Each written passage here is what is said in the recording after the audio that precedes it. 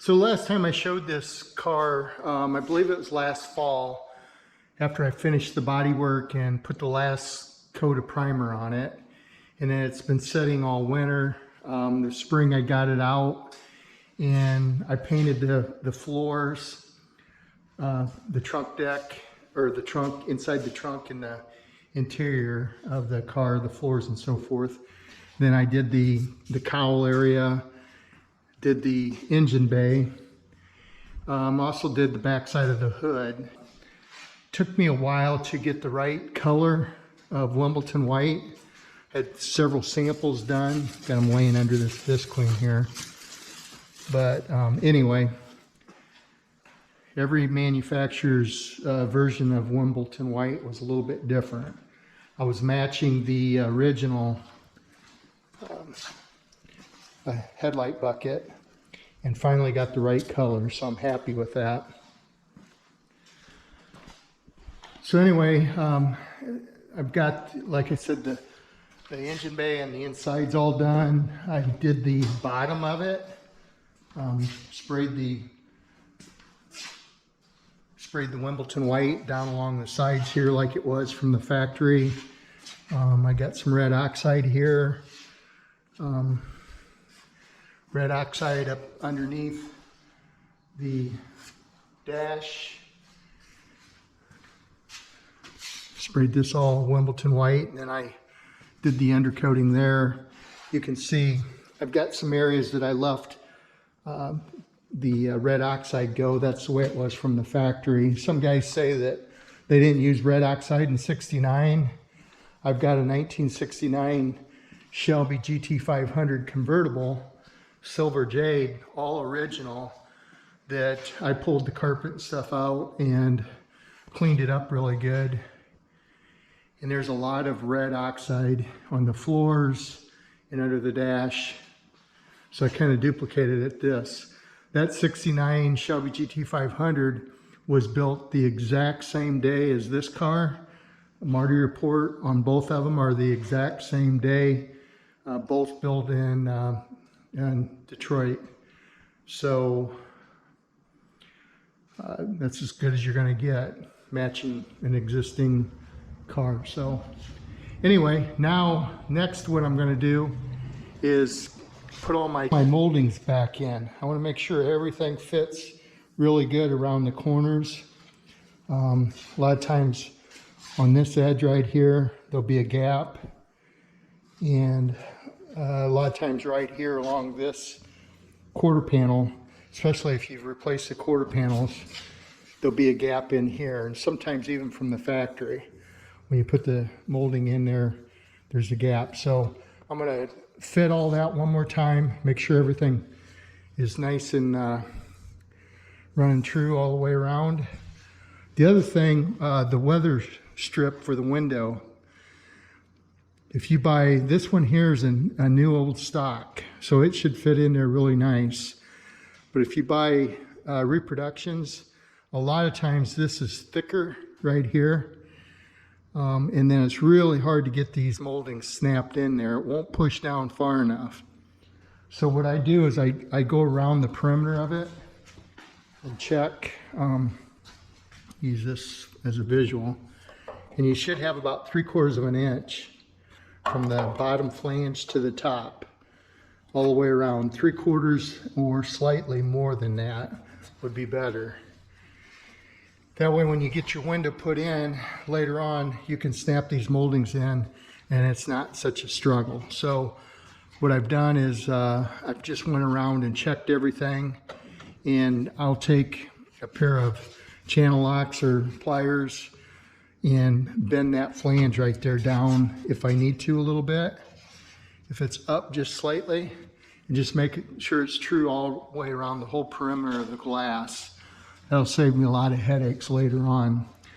So I'm gonna finish dialing that one in. Gonna put the moldings on. Okay, I've got my moldings in. They're all snapped in, and I put some spacers in here to keep it out level. And it looks really, really good.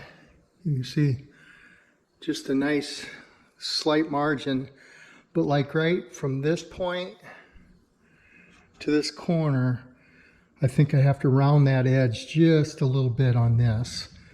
It's just got just a slight squared off corner there. So I'll pull that off, sand that, and check it one more time. Back here, this all fits really good. Right on the money, around these corners, look real good. But I've got a gap right here. It's just a slight gap.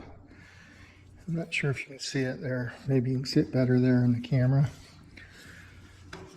But it's tight at this point, so I just scribed that. I'm going to have to sand this right along that line. I'll block that off flat, which should bring this over a little bit and tighten that up. So the other side, this fits really good. Got a slight dent in this molding right here, but these need polished out yet. I think I can fix that. Same thing with right here. I need to round this off just a little bit. It's close. But I want that paint, I want to be able to put this on and not chip the edge of that paint. If it's too tight, it may chip it off. Back here, all looks real good. Laying down, nice margin. Again, I got to round this edge just slightly right here. It's tight right on that corner. Don't want to have it touching. Otherwise, right on the money. Looks good.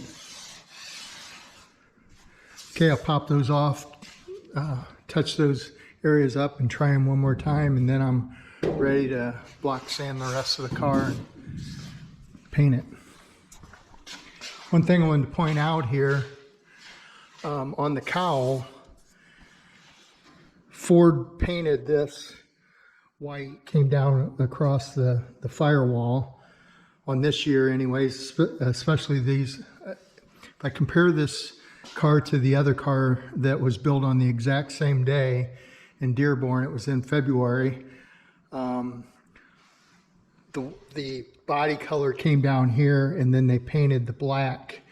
And when they painted the black, they just crudely, they didn't mask this off, didn't have a hard line here where these two are separated. So I kind of duplicated the same thing where I've got just a little bit of black up on the face of this. So,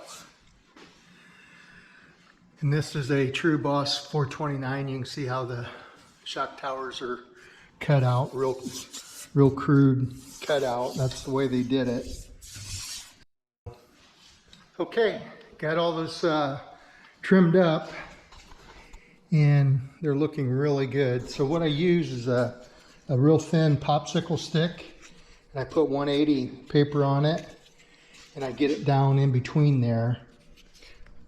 You can pull this down just a little bit and get your paper in there, and then just sand it. So those are on, fitting really good now. Top one's all, or passenger side's all fitting good. So I put my cowl cover on, tucked it in under the bottom molding as well. You can see how nice these fit together here. Real happy with that. And then this will get bolted down, screwed down.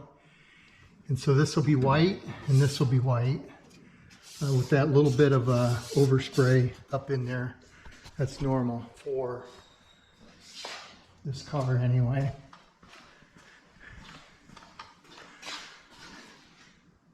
Look at this side.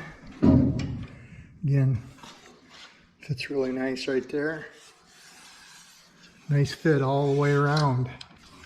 It's right on the money.